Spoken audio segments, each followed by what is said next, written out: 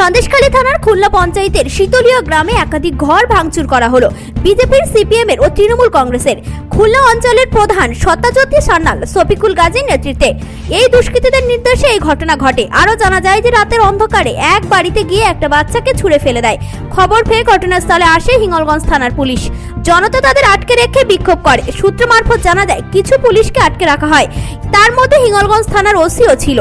জনতাদের দাবি অবিলম্বে গ্রেপ্তার করতে হবে প্রধান সত্যাজ্যোতি সান্যালকে ও শফিকুল গাজীকে, না হলে আমরা বৃহত্তম আন্দোলনে নামবো।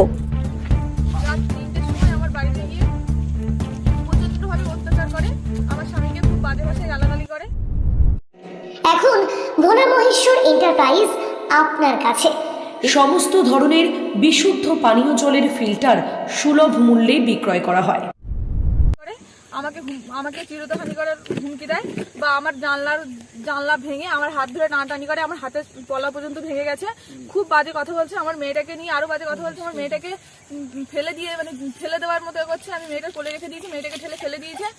জানলা দিয়েই পুলিশ এসে এসব করছে। পুলিশ ওকে সরে বাচ্চা খানিকে ছেড়ে করে বলছে দরজাটা পুরো ভেঙে দিয়েছে।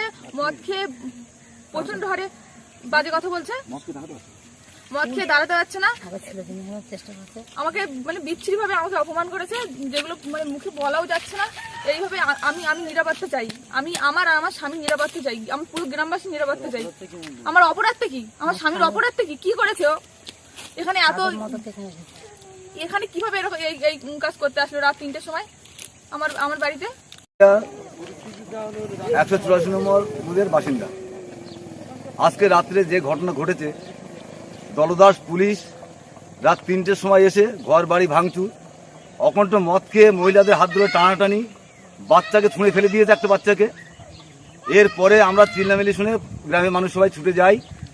যাওয়ার পরে আমাদের অকথ্য ভাষায় গালাগালি দেয়, যে ভাষাটা ক্রিমিনালের মুখে মানায় না সেই ভাষা ব্যবহার করে পুলিশ। হ্যাঁ, যে ভাষা মুখে আনা যায় না, মহিলাদের উপর অসভ্য ভাষায় যে ভাষাগুলো বলতেও আমার খারাপ লাগে ব্যাপারটা। এই ধরনের আচরণ পুলিশ করছে।